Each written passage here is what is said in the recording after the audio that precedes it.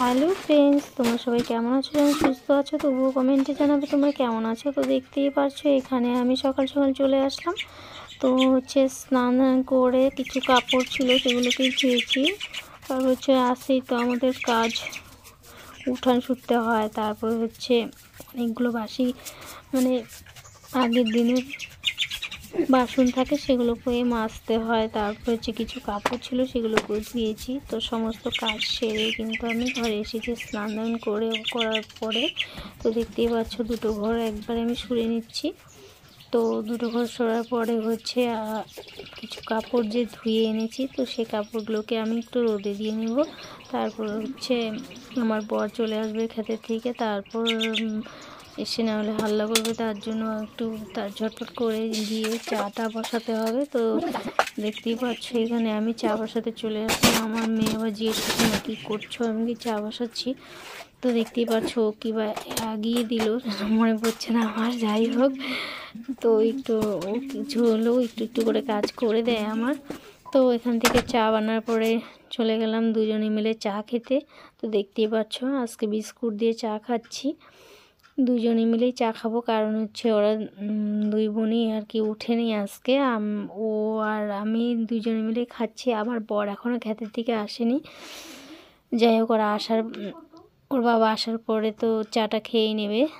তো এখান থেকে আমরা চা খাওয়ার পরে ও তো ওখানে চা খাচ্ছিলো, আমি ওখান থেকে উঠে এসে আমি এখানে পান খেতে বসে পড়লাম। দেখতেই পাচ্ছ আর একটু নেশা আছে, তাই পানটা খেতেই হবে। চা খাওয়ার পরে একটু ভালো নেশাই আর কি, সারাদিনই আর কি আছেই আমার, 4-5 বার হয়ে যায় পান খাওয়া আর কি। জানি না তোমরা কেমন খাও কি না খাও, আমার তো পান খাওয়ার নেশা, প্রচণ্ড পান খাওয়ার নেশা।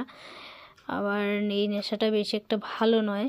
যাই হোক, তারপরে চলে গেলাম বিছানা তোলার জন্য। তো বিছানাটা ঝটপট করে তুলে নিব। তো দেখতেই পারবে বিছানাটা তোলার পরে আমার আজকে ল্যাট্রিনের কাজের লোক আসবে। আজকে কিছুদিন থেকে আসছে আর কি। তো এখন চলে আসছে 9টা বাজে আর কি। তো তাদের সঙ্গে একটু দেখা করতে চলে যাব। তো দেখতেই পারবে তোমরা। তো বিছানাটা ভালো করে উঠিয়ে তারপর এখান থেকে চলে যাব আমি, তাদের সঙ্গে একটু দেখা করতেই হবে। তো দেখতেই পাচ্ছ চলে আসলাম। তো তারা তো কাজ শুরু করে দিয়েছে।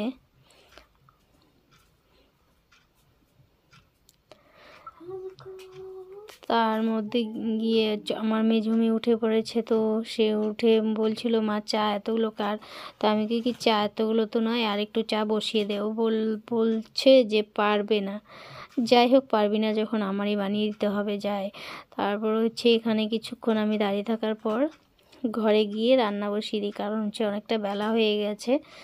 আর আজকে শুধু মাছের ঝোল ভাত এসবই হবে আর কি। তো রাত্রেবেলা আমাদের নিমন্ত্রণ আছে, ভাসুরের বাড়ি যাব, তাই একটু ঝটপট করেই কাজ সেরে নিব, দেখতেই পারবে। তো চলে আসলাম রান্না করার জন্য। দেখতেই পাচ্ছ এখানে আমি কিন্তু ডাল ভাত আমার হয়েই গেছে। তো ওর বাবা আর মেয়েরা আর কি মিলে খাবে, তাই ডালটা উঠিয়ে দিলাম। আর মাছগুলো ভাজছিলাম। তো এই মাছ ভাজা আর ডাল দিয়েই ভাত খাবে ওরা। আর দুপুরবেলা তো মাছের ঝোল আছেই আর কি। তো সেগুলো খেয়ে আমরা চলে যাব রাত্রেবেলা আমার ভাসুরের বাড়িতে। তো 50 বছর পূর্ণ হবে, তাই অ্যানিভার্সারিতে আর কি আমাদেরকে নিমন্ত্রণ করছে। তো সেখানেই যাব। তো এখন ওদের সঙ্গে আমিও খেতে বসবো। তো মাছগুলো ভাজা হয়েই গেছে প্রায়। তো এখান থেকে চলে যাব আমরা ভাত খাওয়ার জন্য। আর দেখো, কিছু ভাত ছিল কালকে, তো সেগুলোকেও ভেজে নিয়েছি আর কি, পেঁয়াজ আলু ঠালু দিয়ে আর কি ভাজছি ভাতগুলো। সেগুলো আর কি মাছ ভাজা দিয়ে খাবো। তো চলে আসলাম ভাসুরের বাড়িতে। এই যে দেখতেই পাচ্ছ আমার ভাসুরের সঙ্গে অনেক লোকই এখানে দাঁড়িয়ে আছে। যাই হোক, আজকের জন্য এতটুকুই।